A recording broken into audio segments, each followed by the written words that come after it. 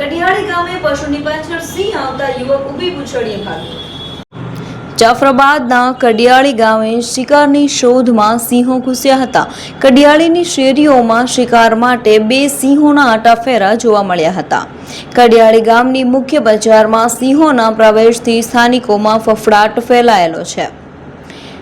પશુ પાછળ સિંહે શિકાર માટે દોટ લગાવી હતી। સુમસામ શેરીમાં આવતા રાહદારીની અચાનક સામે સિંહ આવી ગયો હતો।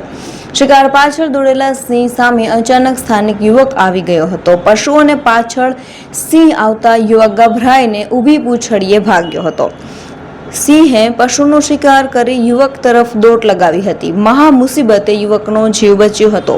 સમગ્ર ઘટના સીસીટીવી કેમેરામાં કેદ થઈ છે।